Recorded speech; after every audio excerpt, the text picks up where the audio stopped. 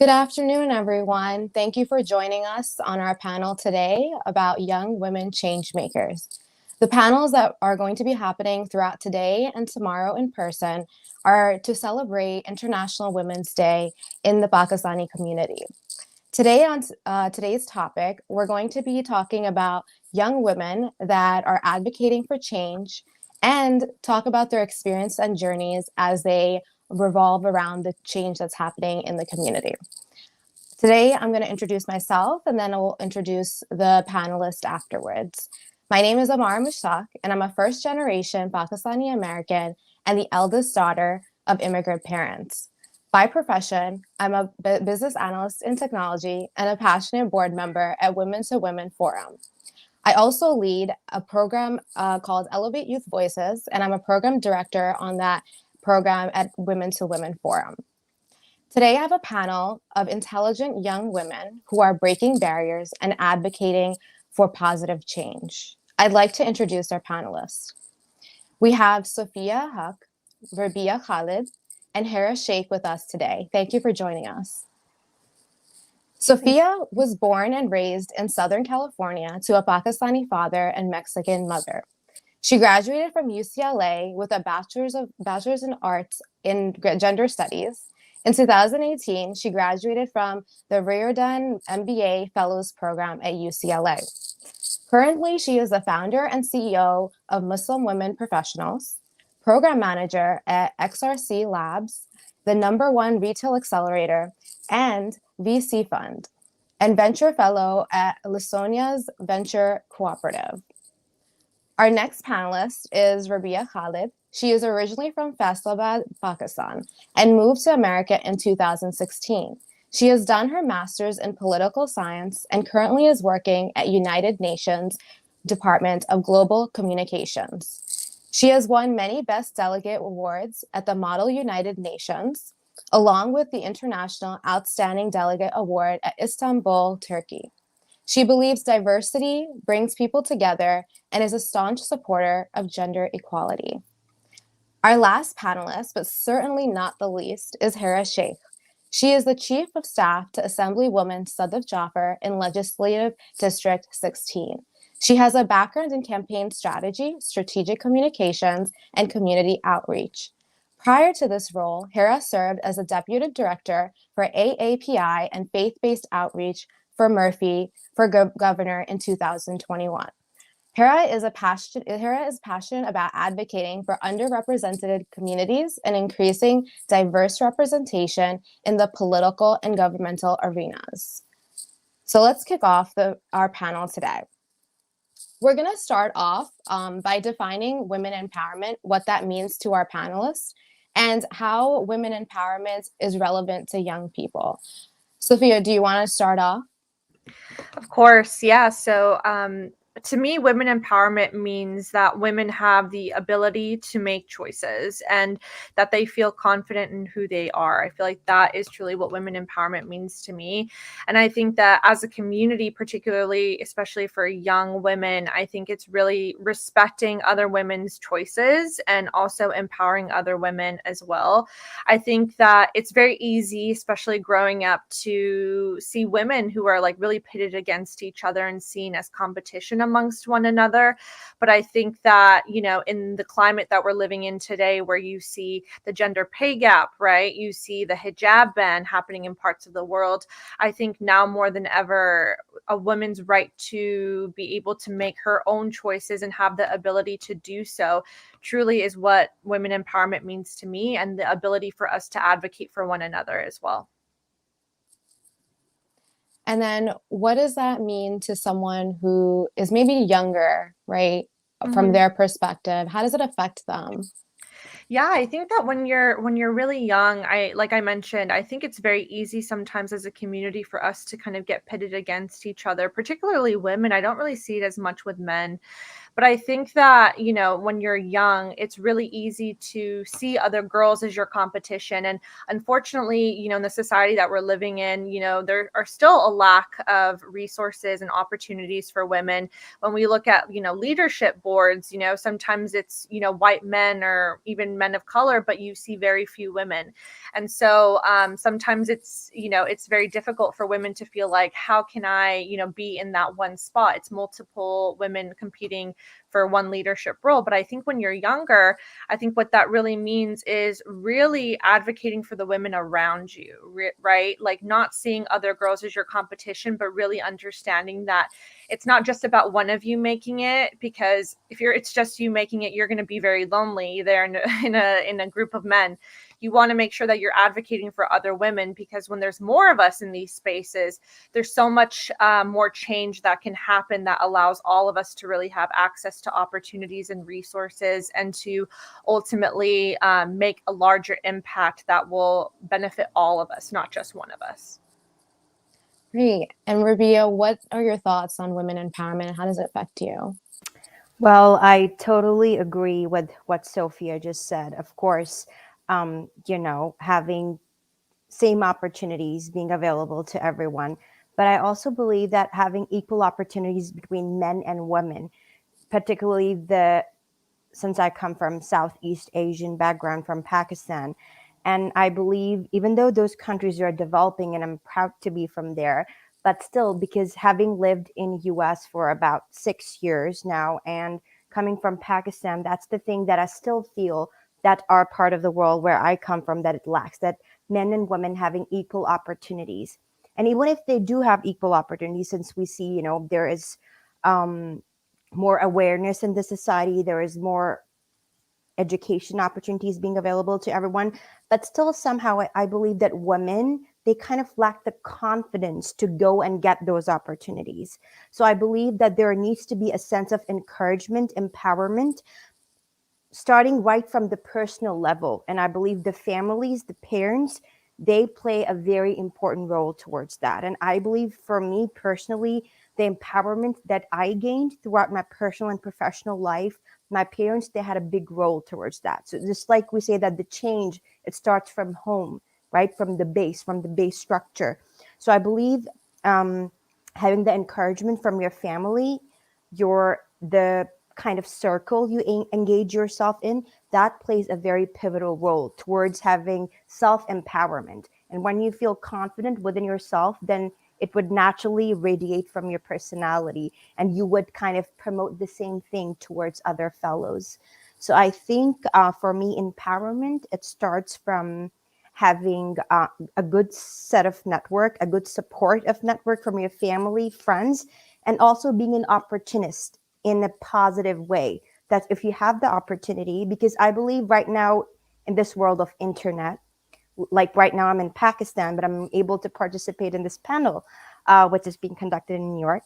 So I think having the right mindset to avail the opportunities at the right time. So it's also about how you utilize the skills that you have and the opportunities that are being provided in front of you. So I think it's a combination that first having equal opportunities, but at the same time, um, you know, having the right set of mind and taking the right amount of actions at the right time. That's very important, I would believe. So, according to me, I think that plays a pivotal role towards empowering, whether it's individual or at the societal level. Yeah, I mean, great response there. At the end of the day, it's important that women are empowering other women. There's a saying that we usually read, empowered women empower women, right? It's our job, right, if we have the opportunities and the tools to be empowered, to also pass the baton on to other women so that we create a community of not just a specific group of people being empowered, but generally all women. And, it's byproduct of the community gets empowered. Hera, what are your thoughts on this? First off, thanks so much, Amara, for hosting this forum. I want to give a shout out to you for being an empowering women who empowers other women. I've had the privilege of growing up as almost neighbors to you, and you're just an inspiration. So thanks for putting this on. So empowerment to me means the ability to make a decision. I think that many of us, including all of us on this call, are really privileged to be surrounded by people who gave us the opportunity to make decisions to follow the personal life that we want to live, the career path that we want to live. But I want to acknowledge that sometimes there are women out there who are not empowered by those in their families or in their social circles to make those decisions. So for those of us who are privileged, it's a great opportunity to be able to decide what career we want to choose, whether it's something that our parents have encouraged us to do or something that we've had many role models in that field. For those of us, though, who are not as privileged, I agree with everything Rabia and Sophia said, so I don't want to beat a dead horse on that. But for those people who are not as privileged, I think women's empowerment for those who are more privileged means serving as a role model. Oftentimes there are career paths that are not as commonly promoted in our culture. And so it's important for those of us who do have the privilege of pursuing those paths to show younger women in our communities that it's possible to follow that, whether it is in business or the banking industry or politics or government or the United Nations, anything like that. I want to stress to you all how much of role models you are to younger women in your community, because I'm sure they come up to you and ask you questions about how you got where you did. And that may be because they don't have the familial support that many of us do have the privileges of having. So that's what empowerment means to me, is just being a role model to other women and having the opportunity to pass on whatever knowledge I've learned. Yeah, and I want to bounce off of the point that you just made, Hera, that the women that are on this panel here today, for me, I see you as empowered women and as change makers. And we as women on this panel can also be role models for those who may want to be in particular positions that we are at, and then also evolve with us as well. So the next question is about what has helped you get to where you are now, right? At this point in this position, being able to have a voice, being able to be someone who can initiate some type of change. How did you get to this point? What was that moment in life that made you think that, you needed to, empower others, or that change need to happen? So, Rabia, do you want to start us off? Of course. Well, there are a couple of factors involved in that. I wouldn't say that there was just one deciding factor in my life that made me opt for this career path that I am on. So, when I was growing up initially, my father, he's a doctor, right? So, up till my A levels, I had pre-medical subjects that I had: physics, chemistry, biology. But on my extracurriculars, since the age of 15, I started participating into these different Model United Nations. And I remember I was 15 years old, and it was the first time when I went to LUMS in Lahore, and I attended this MUN. And at that time, I did not even know what was United Nations. So that whole concept of this organization existing in the world, that was very foreign to me. And at that time, I did not have enough confidence even to see what the people are talking about. I was just observing, and I was being an observer and absorbing everything that was happening around me. So eventually, while pursuing my main academic career that I was on, basically pre-medical, because that's how I saw my father, going to the clinic, going to the hospital. So without thinking what I truly want for myself, that's what I believe, that, okay, I would also want to be a doctor. I want to live up to the legacy of my father. And that's what initially, I was told, and I thought that'll be the right fit for me. And initially, I'm the sort of a person who is more theoretical. So the numbers, they always kind of threw me off, and I was not very confident with those. So I still remember that I was more into biology because it was a theoretical subject. But one day after my A levels, when it was the time to actually apply for different universities, my father was like, listen, you do not have to go into a certain path just because I'm a doctor. You have to listen to your heart, what you truly want to do with yourself, right? And because this is going to be your life changing, a turning point in your life. So, and at that time, I was excelling in my extracurriculars, because by the time I had participated in 4 of these Model United Nations conferences, and by the time the concept of the United Nations became more clear to me, and it spoke to my heart, that how, despite all of the chaos in the world, at least there is something in the world that stands up for unity, that at least promotes the idea of unity despite the differences, despite the chaos in the world. And when I saw myself doing good in these Model United Nations conferences, and then ultimately when I started winning them, when you get appreciated for a certain thing, that gives you a motivation and more confidence to opt for that thing. So I think that played a very pivotal role in my life when I saw that how I was excelling in my extracurriculars as compared to more than my academics, to be honest. So I thought, why don't I turn my extracurriculars into my main academic and professional career? So that's what happened in my undergraduate. I opted for my bachelor's in international relations.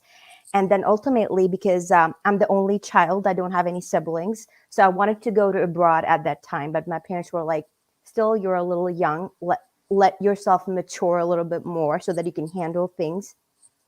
So that was my goal after I was in my undergraduate, that I want to work at the United Nations. And at that time, while I was still in Faisalabad, I started looking for avenues which would ultimately land me to my ultimate goal. So what I did was, when I was in my bachelor's in international relations, I looked for opportunities how I could get into the field of political science. So I started interning in different departments. Like, of course, in Faisalabad, there are no direct opportunities. So I went to Islamabad.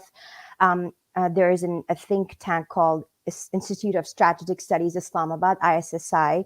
So over there, I interned as a researcher. And luckily, at the time, my mentor, who became my mentor, was Mr. Masood Khan, who served as the president of Azad Jammu and Kashmir. And currently, he recently became the ambassador of Pakistan to United States of America. So through him, I learned a lot. I honed on my research skills, and eventually, it gave me a sense of inspiration. I got to learn a lot from him. So that was one turning point. Then after that, I interned at Ministry of Foreign Affairs in Islamabad. That too, I went into the UN division because I was indirectly carving my path to get to the ultimate goal. And then when I applied for my master's, I only applied in New York City, in US, nowhere else, 2 universities. It was St. John's and the New School. And I got into both of them, and I got scholarship from the New School. Then I looked geographically. Okay, I thought, okay, so the New School is comparatively closer to the UN headquarters in Midtown. So I didn't opt for St. John's. It was geographically closer to United Nations. I was like, okay, so that would somehow help me.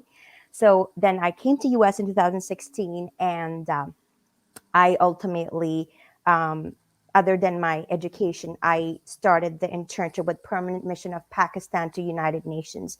And at that time, Maliha Lodhi, she was the ambassador of Pakistan to United Nations. So it was a pleasure to work with her along with her team. So I got to learn a lot from there. And I still remember at that point, when I entered into the UN headquarters, and when I first entered the trusteeship council, I was like, okay, wow, this is the moment. Like, while like coming from a model UN, I can finally see the things happening in reality. So that was like a moment of, what to say, a kind of a proud moment within myself, that how this hard work eventually paid off. And then, I did different internships. Then I interned with the United Nations Environment Program, then internally with UN, with ICAST News, and then ultimately I found my way to this job where I am right now. I work as a public information assistant. I hope I didn't go for too long, but that was the route. Basically, it was not one point. There were certain sets of incidents which made me come up to this decision and to go for this path. Yeah, and like you mentioned the journey of like how you got to this point, being in a position of where you're advocating for change, and you're in a role where you can at least be a facilitator in that change. And it's not just one right? It's not one solution where you're just like, okay, I'm going to do this and, change is just going to happen. It's a series of events, a series of, being able to find the right network and mentorship. And those are like questions we're definitely going to go into a little later.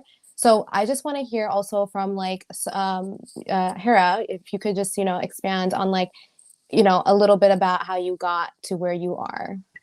Sure.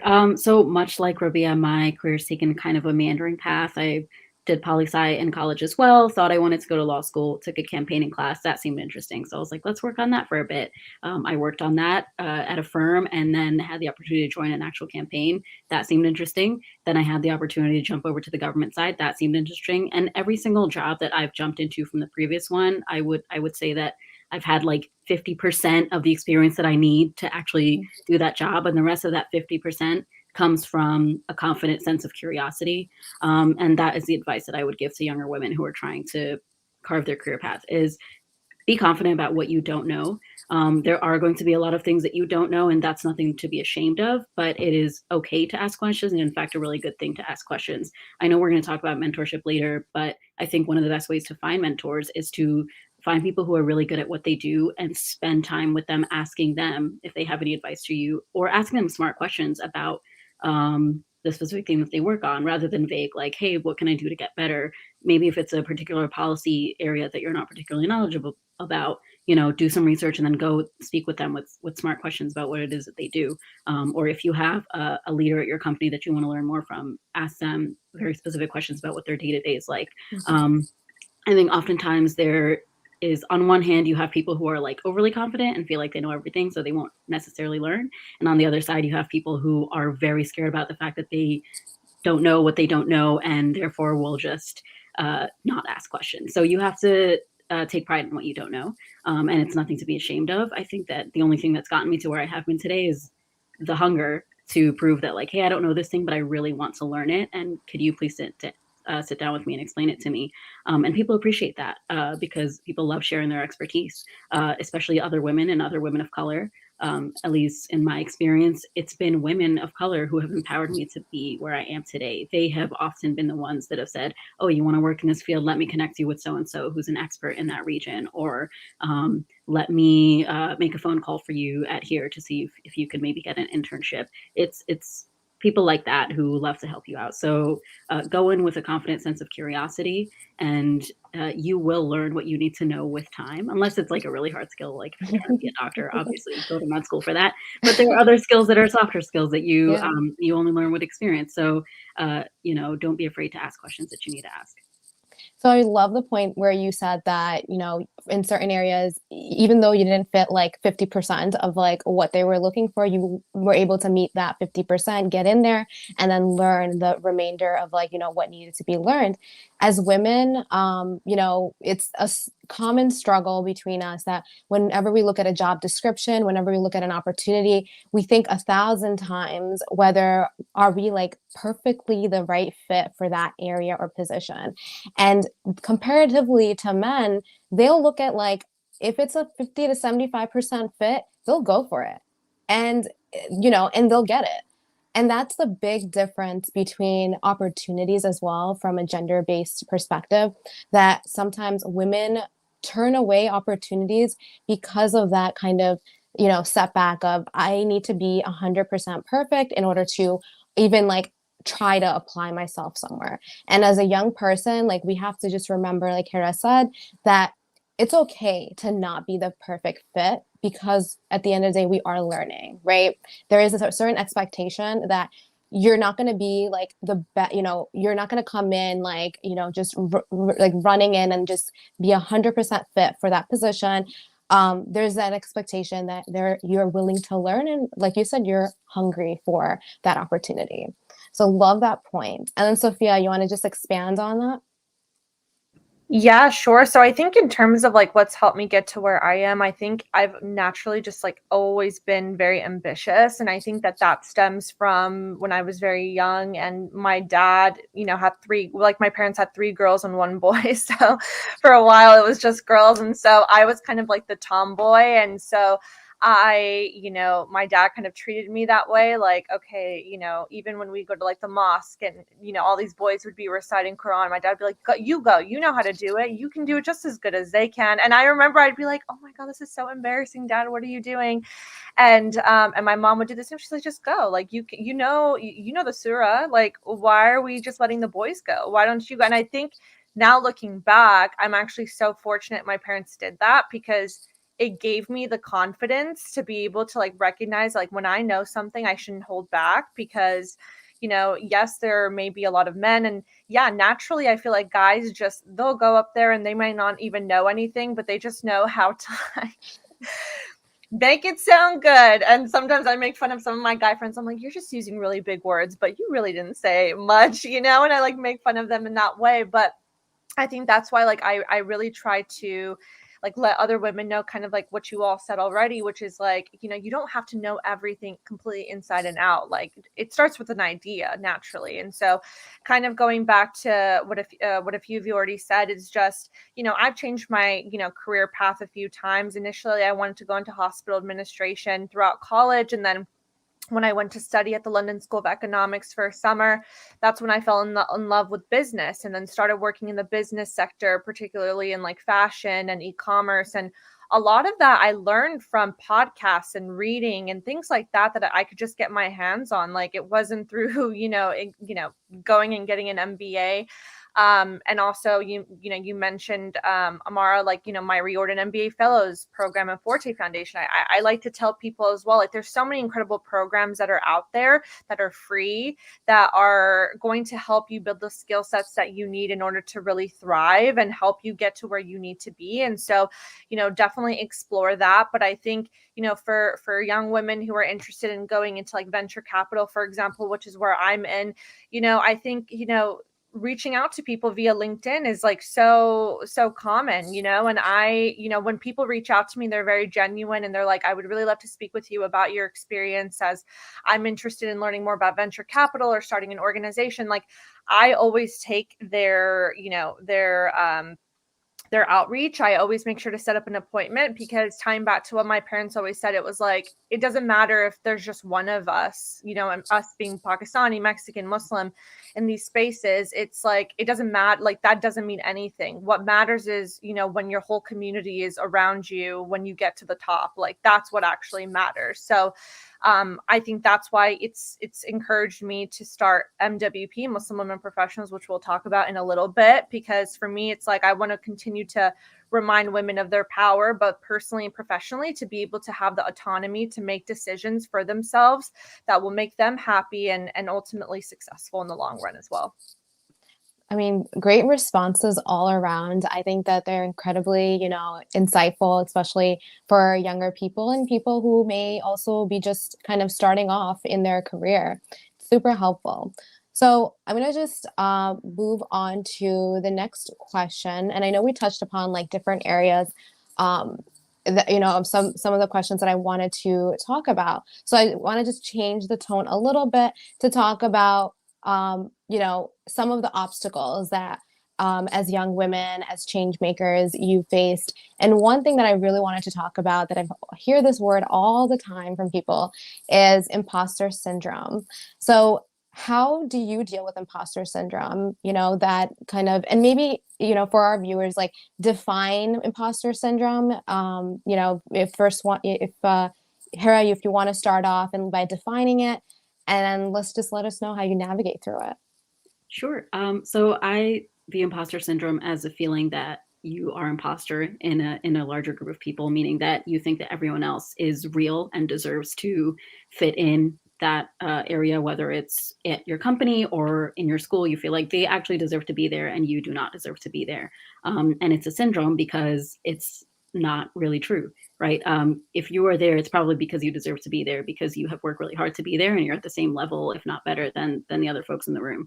How do I personally deal with it? So for me, it's about surrounding myself with people and becoming very close with other people in my field or at school. And the reason that's important is because I think the more that we talk to each other and realize that we have the same struggles, we all are kind of navigating our way through this new field or this class or whatever we're in together. It makes me feel like, okay, I'm not the only one who is trying to figure it out. I won't say doesn't know what's going on, because we all kind of know what's going on and we're all trying to figure it out. I'll give an example. So I went, as I mentioned, my career took a few different steps, right? So I started off at a campaign consulting firm, and then I moved on to an actual political campaign, and now I work on the government side. There were many times where, even, for instance, on the gubernatorial campaign, where I felt like imposter syndrome because I hadn't worked on a hard side campaign before, even though I had done campaign work on the agency side. But there were some times where I was in the room with folks and they were talking about topics that I was like, oh, wait, I've done this before. I know how to do this. I can write a memo on this. I can put together a paid media plan. I can know which community leaders to do outreach to and what is the messaging that we need to use to have them come to the table.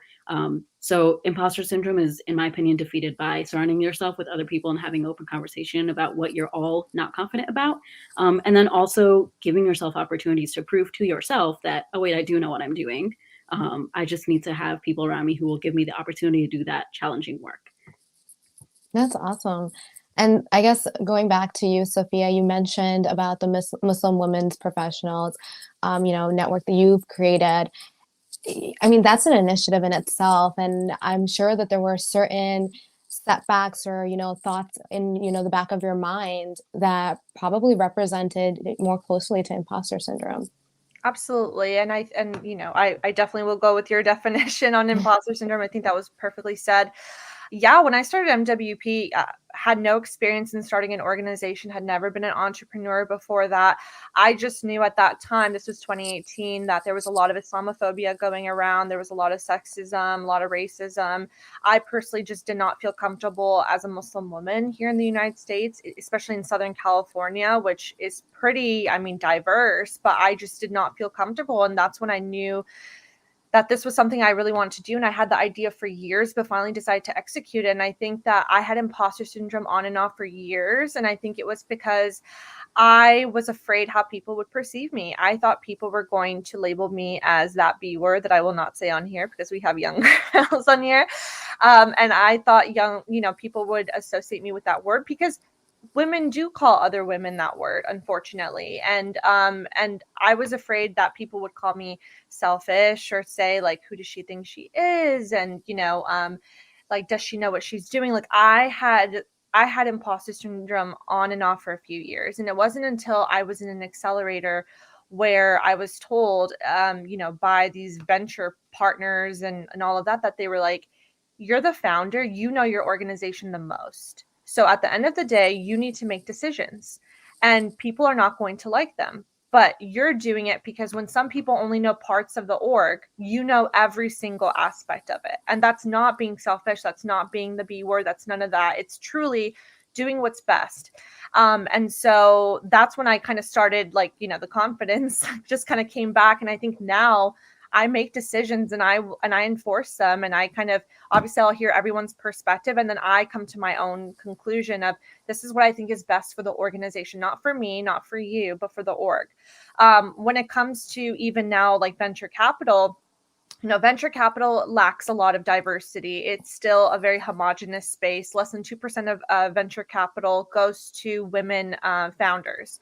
So it is still very much an industry that needs to have a lot more improvement. And a lot of people I knew wanted to get into venture capital, and they actually ended up going to business school to do that. And I was actually had the intention of going to business school, but I decided, no, I'm going to try this out. I'm going to do it my way. I'm going to do it the way that I think I know how. And so I worked at a startup. I did a venture associate program. And before I knew it, I got a job in venture capital. And so now I work as a program manager, working with founders, helping them build their companies, especially now as a founder and having that experience. And these are companies that are raising hundreds of thousands, sometimes millions of dollars. And so it's been such an amazing experience. But I think that when you can really choose yourself and trust who you are and your skills and trust that you will figure it out, not just because it's you, but rather because you have the hustle, you have the ambition, you will put in the work. I think that that's how you can really overcome that imposter syndrome. Beautifully said, Sophia. And, I love the different points that you brought up, especially representation of women in venture capital. And, this is part of the work that we all are trying to do, right? Create more women, give opportunities to women, right? Open up spaces for them, and also talk about these like struggles that they go through. So, Rabia, going to you, I know that we had like a discussion before about imposter syndrome, and you had also mentioned some, Hiran also mentioned this about hearing what other, people are saying and how that can impact you, and that how that turns into a form of imposter syndrome. Do you want to expand on that? Definitely, and I completely agree with what Hera and Sophia shared from their experiences, because in our society at times, people who you're surrounded with, they only focus on impossibilities. They would tell you that, oh, like you are here. And for instance, in my case, I would hear a lot when I was in my undergraduate, oh, it is so hard to get into United Nations. Oh, they have such high criteria, especially coming from Pakistan. Pakistan is not represented well in the international community. Like, how would you do it? And to be honest, at that time, I did not have a clear picture how. I just had the will, ambition, and determination to go for it, right? It is said, when there is will, there is a way, right? So I had the will, then the ways, they were automatically carved out. But of course, they were carved out with the effort, with the intention to go for it, right? And but at times, particularly, what happens is that when people tell you that you cannot do it, it's natural that humans, we tend to get demoralized, right? And then what happens is this concept that I read, um, in my sociology, and even in our colloquial term, we at times say that the self-fulfilling prophecy, when people tell you that you cannot do a certain thing, even though you can, because all individuals, we are born with certain unique skill sets, certain qualities which make us unique, right? So all of us, I believe, we have it within us, but we need to tap it. We need to tap our potential to put it to good use, to execute it the way we want it to. So I believe that at times, we fall into what we're told, and then we get too much into it. We overthink, we overanalyze, and then sometimes we become overthinkers rather than being more action oriented. So I believe that for me, how I overcame was not paying attention to what people would say or what people are saying, rather than going with my heart, what I feel is the best for me to do, because I know my personality more than people who are telling me that I cannot do a certain thing, right? So for me, I think it is very important knowing yourself and knowing what you want to do and what you are capable of, and then going for it. And also, like Hira mentioned, the point that sharing your experiences with other, because at the end of the day, if we water it down, at the core, we're all humans. If we take away the titles, the status, at the end of the day, we're all humans. And I believe the human connection, connecting with your employers, with the people you want to work for, that's very important. And that's how I've broken down the barrier or the fear that I once had, that how would I break out of this shell. So I think that's very important in order to break or stay away from the imposter syndrome. Yeah, and the words that you hear around you and the people that you surround yourself with, they become your inner voice. And that's what kind of, sometimes it could be a good inner voice or it could be a bad inner voice, depending on the people that you are surrounding yourself with. So on that topic, I'm going to go back to the conversation about mentorship and network. How do you seek good mentorship? And how do you build a good network within the same kind of frame of concept? So, Sophia, you wanted to start us off? Yeah, of course. So it's interesting because I feel like this was actually like one of the inspirations for me starting Muslim Women Professionals, because when I graduated from college, I had no mentors. I didn't know how to network. I saw so many of like my Muslim guy friends who were like, yeah, I'm going to go get coffee with my mentor. I was like, what does that even mean? Or I'm going to go network. And then me and my girlfriends would be like, wait, what are they doing? Or even, in my last year of college, like not even knowing what recruiting was, right? When like, big tech companies come and recruit, or consulting firms, like I didn't know any of that because I'm first gen. And so I had to learn everything the hard way after college. And so what I did was I actually practiced like a little pitch. So I started doing like a pitch like in the mirror. I was like, okay, I'm Sophia. I went to UCLA. Like, I'm really interested in this. It's such a pleasure to meet you. I've heard so many great things about you, or I connected with you via LinkedIn, like something along those lines that was almost like a pitch, like as an introduction. And then I just started going to networking events all around LA. So I would go to like MBA networking events. I would go to just regular LA professional networking events, and I would just put myself out there. And honestly, it was the best experience. And before I knew it, I had dozens of mentors. I was like building my network so much. I would go on LinkedIn, find people that, were at companies or in professions that I was interested in or maybe wanted to learn about. I would always send them a message and say, I'm Sophia. I just graduated from UCLA. I saw that you work here, or that we have a mutual connection here. And, if you have a moment, I would love to speak with you about your experience thus far. And I want to say like 75% of the time they would get back to me. We would hop on a call, and it was the best thing ever. And I think that what's really hard about networking is you do have to put yourself out there. You do have to kind of come in and really be confident, because that person doesn't know who you are. They don't know what you want. And sometimes you only get one shot to really connect with them. So what I tell people is that networking isn't just about connecting with someone on LinkedIn and it's like check mark, that's it.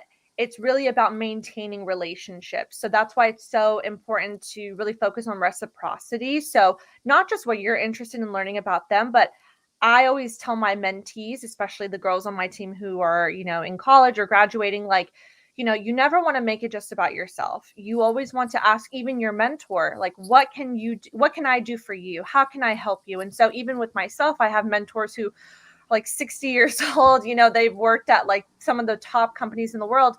And after I have a conversation with them, I'm always like, how can I help you? Is there anything that you need? Like, can I support you? And I think that by building that reciprocity, that's so important. So again, for the young girls on this call, what I would recommend is look at, virtual networking events in your area. Look at maybe your school or your college is going to be, having some sort of networking event, and, attend. If it's virtual, great. If it's in person, great. And just really put yourself out there. And it's not about being right or wrong. It's just really about understanding and building the confidence to be able to build those connections with other people. Yeah, no, I agree. And then Rabia or Hira, do you want to just jump in here, kind of maybe add to it?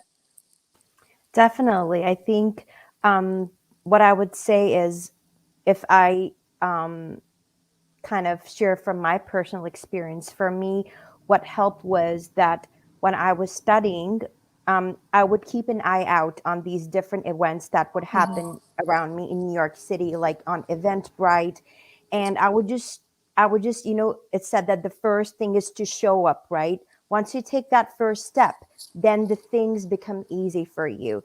And like when you go in, or when you go to these different events, there are different ways of doing so. Like when I was studying, I would sign up for different public events which were open at the UN headquarters. Now the things are a little um, tighter because of COVID, but in 2018, when things were more convenient and there were no restrictions at the time, it was easier. So I would sign up for these different public events. I would keep an eye out. And also the other thing people can do is, for instance, like if you go to United Nations website, you can actually sign up and subscribe on their website, so that you get sent out the different emails for the events which take place. So I signed up for different organizations so that I would get like bunch of emails, so I would see which events I want to go to. And I would like, literally, that was a hustling period in my life. So it's like hustling, being active, being able to go and show up. And also, like Hira mentioned, that once you talk to people, make sure that you keep in touch with them in one way or the other. Like, check on them, how they're doing. Would you like to go out for a coffee? Look, first develop like an informal relationship rather than directly asking the question, oh, can I get a job with you? Oh, like, do you know of any job openings? It's about playing it smart, but in a subtle way that the other person does not feel very awkward, or that you're only going to them for like a certain benefit, right? It's like being like taming it down in a way so that the other person can also gain from your skill set. Like Kira said, the sense of like, you know, give and take. That sense, we have to work around that, right? And the other point I would like to suggest the younger audience or the people who are like trying to go into a certain field is that the importance of internships, even if they're unpaid. Like in my master's, what I did like 3 unpaid internships because at the time I was an international student. Half of it, half of my master's I did from the New School, and the other half I did from Brooklyn College. So there were a lot of people. Some would say, "Oh, why are you doing unpaid internship? It's not going to benefit you." But at that time, there was a problem because as an international student, I could not go for off-campus jobs.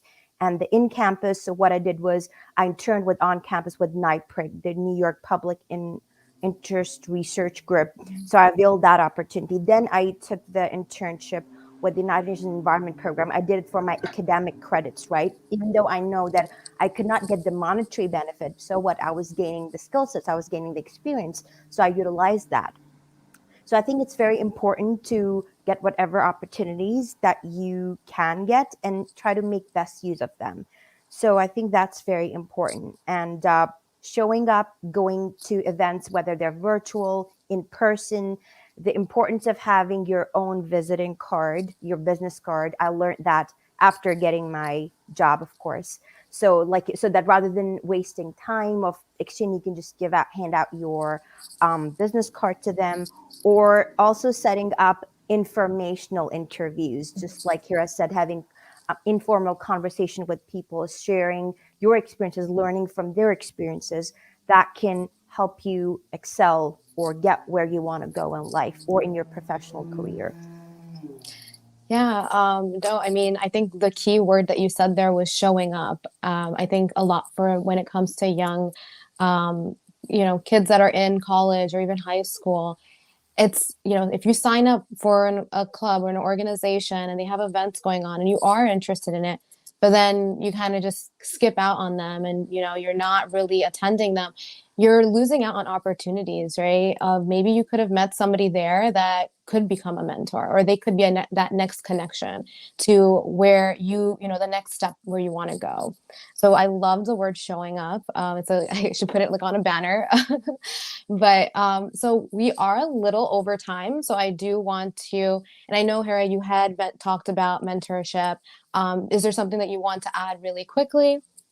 Yeah, real quick. I mean, I don't want to repeat what the others have said, but I want to quickly hit on what to do if you're nervous about networking. I'll preface by saying, like, working in politics, networking is, sometimes it feels like it's the only thing that's important. That's not necessarily true, but it is incredibly important because oftentimes it's about who you know. And as women of color, we can kind of use that to our advantage because there are a lot of times where younger women of color will reach out to me and not to anybody else and ask, like, how do I get involved? And I feel it's my responsibility to steer them in the right direction.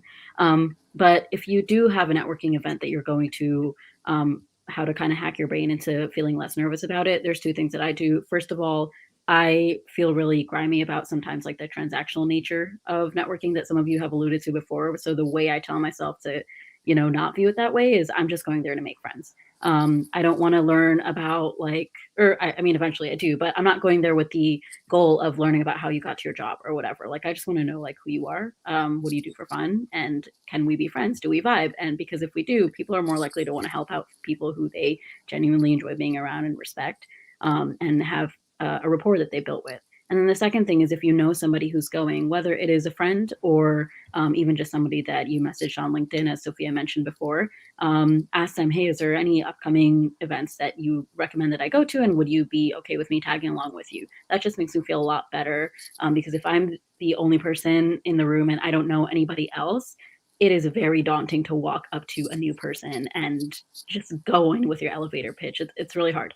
So if you have someone with you, they could be like, oh, this is Hira and she does so-and-so. And you kind of make your way across the room using the person that you know, as like your wingman, if you will. So it could feel daunting and difficult, but go into it with the mindset of I'm just here to make friends and learn about people. And if it results in something good for my career, that's great. If not, I made a friend. Yeah, and I love that comment about the fact that, go in there with a kind of perspective of I'm here to make friends. The relationship I'm here to build is in a, a very like it could be in an informal, right, initially way where you're trying to understand who they are and to see how if you guys, vibe together. I think that when it comes to building a good network, if I think about just my network, um, the people that I have in my network are people that I'm also close with, right? I can like reach out to them, just give them a text. And, if we were to like, we could meet up for coffee. Like it's not that hesitation because I worked on that relationship. So when you build a relationship that it has not just only like, it's like you're just going there and just taking, but it's also giving back. It becomes a fruitful relationship long term. And it also is a sustainable relationship. And I think that can apply not in just even building network, right? It's just this is part of relationship building, right? Within communities, within families, with friends, with families, and even a professional work environment. So I really appreciate, all three of you ladies coming on here on this panel and basically sharing your expertise in, your journey on how you got to the point where you are right now. And I'm sure there's so much more that you guys, will be doing in the future because just how eloquently you guys speak about your experiences and the insights and advice that you've provided. I definitely know that you will, all three of you will go far. And all the advice that you've provided on the topics out when it comes to like women, young women, and building a network and imposter syndrome, dealing with the gender discrimination, right? Sophia brought up like looking at those pockets of where women are underrepresented and really pushing for change in those areas and building, empowering women and then becoming an empowered woman and like passing on that baton is really important.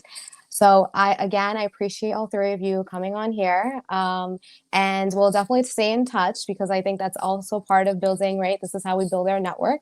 Thank you again, ladies. Thank you Thank you so so much much, for having us, Amara. Samara.